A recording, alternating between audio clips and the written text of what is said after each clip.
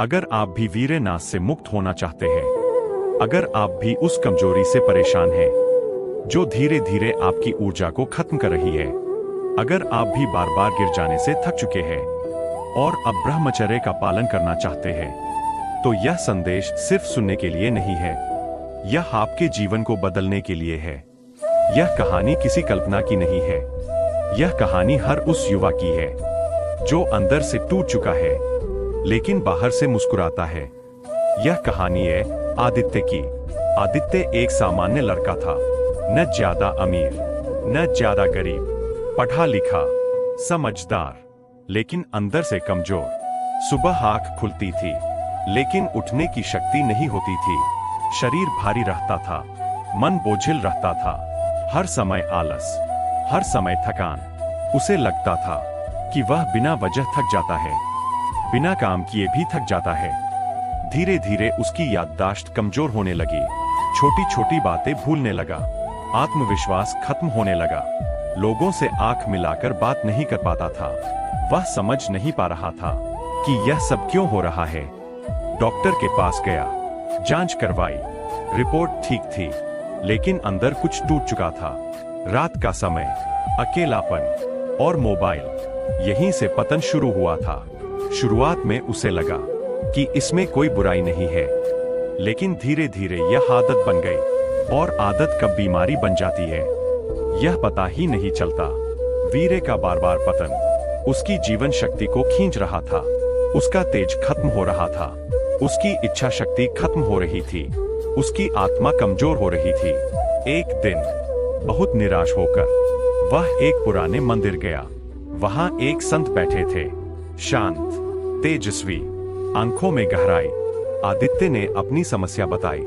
संत ने ध्यान से सुना और फिर कहा, वीरे सिर्फ शरीर का द्रव नहीं है, वीरे जीवन की सबसे बड़ी शक्ति है। वीरे से ही बुद्धि तेज होती है, वीरे से ही आत्मबल बनता है, वीरे से ही ओज और तेज उत्पन्न होता है। जिस दिन यह शक्ति नष्ट होती है, उस दिन इंसान अंदर से खोखला हो जाता है। संत ने कहा, ब्रह्मचर्य का मतलब सिर्फ रोकना नहीं है, ब्रह्मचर्य का मतलब है ब्रह्मा में चर्या, यानी विचारों की शुद्धि, मन की शुद्धि, आदतों की शुद्धि। अगर मन गंदा है तो शरीर को रोकना असंभव है।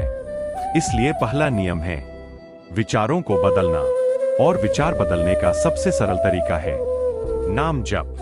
संत ने कहा, कलयुग में नाम ही सबसे बड़ा सहारा है। राम नाम या नमः शिवाय, इनमें से कोई एक नाम चुनो और जीवन भर उसी से जुड़े रहो। नाम मत बदलना, नाम पर भरोसा रखना। संत ने आदित्य को दिनचर्या बताई। सुबह ब्रह्म मुहूर्त में उठो, 4:30 से 5 बजे के बीच। सुबह उठते ही मोबाइल मत देखना, सोशल मीडिया मत खोलना। शांत होकर, मुंह धोकर एक जगह बैठना, आंखें बंद करना और 108 बार अपने इष्ट नाम का जप करना।